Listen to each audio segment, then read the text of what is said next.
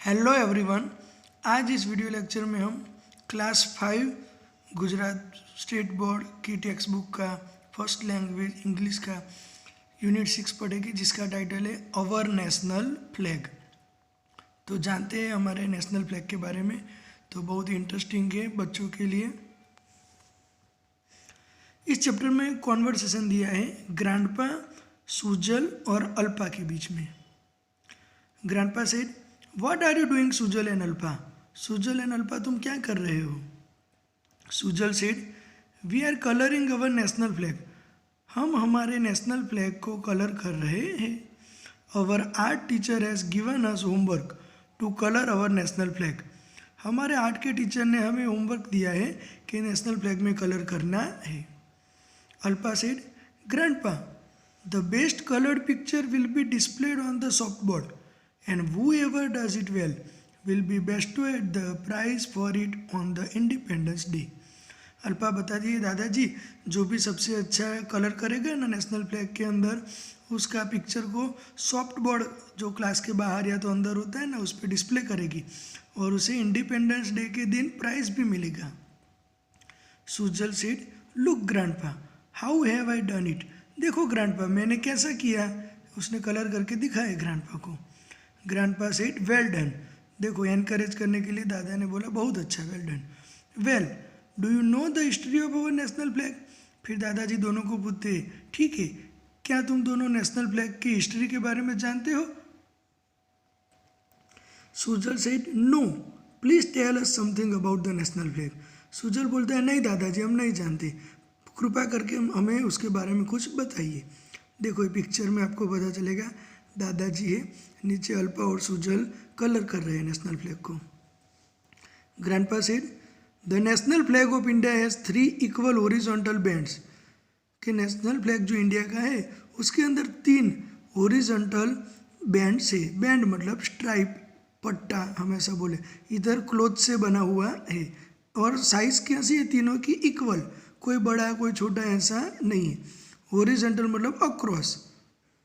The top panel is saffron, सबसे ऊपर का जो पट्टा है, हिस्सा है, वो सेफ्रॉन कलर का है। The bottom panel is green and a white middle band is at its centre, और बीच में वाइट कलर का बैंड है। इट हैज़ अशोक चक्र इन नेवी ब्लू कलर, तो जो वाइट बैंड है मिडल के अंदर, उसके अंदर अशोक चक्र इंक्लूड है जो नेवी ब्लू कलर का है। उसके अंदर 24 एरोज होते हैं, वो आप याद रखना। It was adopted by the constituent assembly on 22 जुलाई 1947। तो हमारे नेशनल फ्लैग को एडोप्ट किया गया, मतलब इसे स्वीकारा गया, तो ऑथोराइज किया गया। तो कॉन्स्टिट्यूएंट असेंबली क्या है? तो कॉन्स्टिट्यूएंट का मतलब है जो लॉ बना सकते हैं, फॉर्मिंग लॉ, जो फॉर्म कर सकते हैं ना, लॉ कायदे बना सकते हैं। ऐसी असेंबली ने उसको एक्सेप्ट कर लिया, एडमिट कर लिया, एडोप्ट किया। कब? 22 जुलाई 1947। तो तब से ये इंडिया का ऑफिशियल फ्लैग बन गया। When it became the official flag of India. Alpa said, grandpa, who designed our national flag? देखो, अल्पा के क्वेश्चन आया माइंड में, उसने पूछा दादाजी को, दादाजी हमारे नेशनल फ्लैग को डिज़ाइन किसने किया है? Sujal said, I think it was created by Pingali Venkayya. Sujal बोलता है कि मुझे लगता है कि पिंगली वेनक्य ने उसे डिज़ाइन किया है।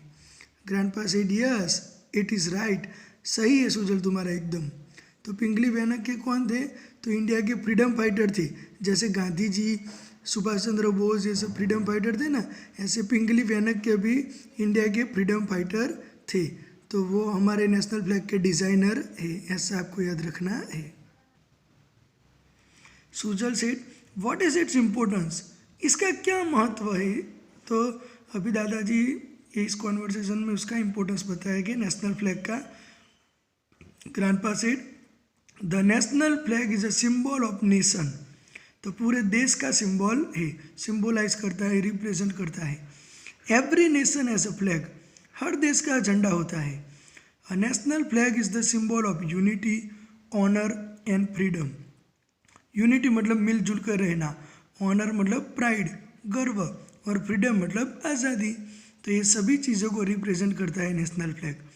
Both public and private buildings such as schools and courts में होइस्ट द नेशनल फ्लैग।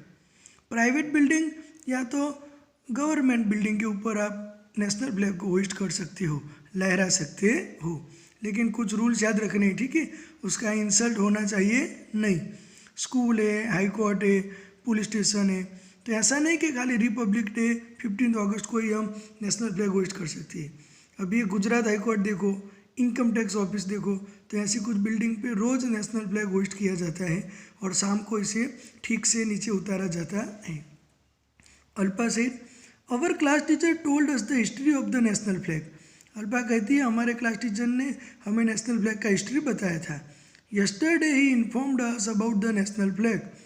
तो एक दिन पहले ही उसके क्लास टीचर ने नेशनल फ्लैग के बारे में उनको इन्फॉर्मेशन दी थी। Sujal said please tell me what he said about it. Sujal बोलता है मुझे बताओ क्या बताया तुम्हारे टीचर ने। Alpa said he told us about its 3 horizontal colour bands of equal size. देखो आगे की कॉन्वर्सेशन में बताया ना, 3 कलर है, इक्वल साइज के हॉरिजॉन्टल बैंड्स है। Grandpa said yes Alpa you are absolutely right. Alpa तुम एकदम सही हो। Do you know about the colours and their meaning.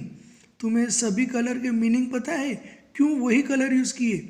बहुत सारे कलर है लेकिन सेफ्रॉन, वाइट, ग्रीन वही क्यों यूज़ किए। तो चलो मैं समझाता हूँ। देखो सुजल को एक पता है। Sujal said I know the top most saffron band stands for courage and sacrifice.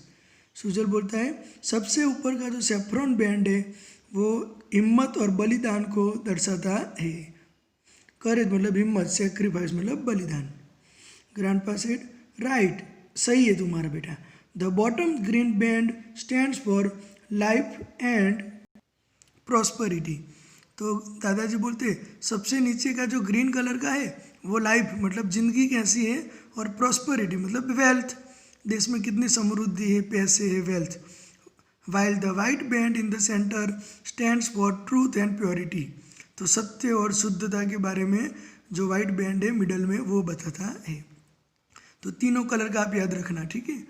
Alpa said in the centre of the white band is the blue धर्म चक्र द व्हील ऑफ लॉ। देखो धर्म चक्र को अशोक चक्र भी बोलते हैं। धर्म मतलब क्या है, कायदे के हिसाब से चलना, सच के हिसाब से चलना। वो युधिष्ठिर थे ना 5 पांडव में, उसे धर्म राजा बोलते थे। वो हमेशा अकॉर्डिंग टू लॉ ही चलते थे, कायदे का उल्लंघन करते नहीं थे, उसे धर्म राजा बोलते थे।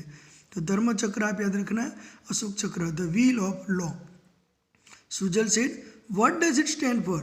दादाजी वो क्या रिप्रेजेंट करता है, क्या दिखाता है। Grandpa said dear the wheel is the symbol of progress. तो आप याद रखना जो धर्म चक्र है वो प्रोग्रेस दिखाता है, प्रगति।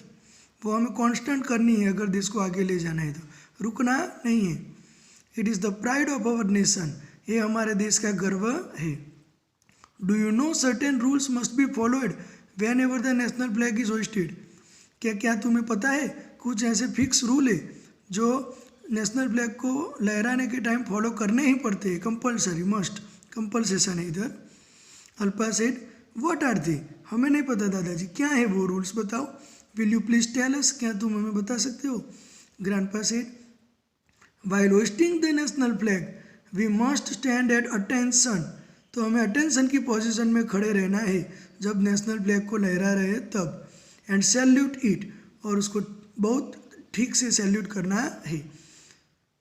मोर ओवर, इसके अलावा it should be preserved carefully. तो जब आप उसे नीचे उतारो तो उसे अच्छे से फोल्ड करके रखना है, तो एकदम केयरफुली। उसका इंसल्ट होना चाहिए नहीं, किधर भी रख देना है ऐसा नहीं, उसको ठीक जगह पे अच्छे से फोल्ड करके रखना है और दूसरे दिन उसे लहराना है। And a torn flag should not be होइस्टेड।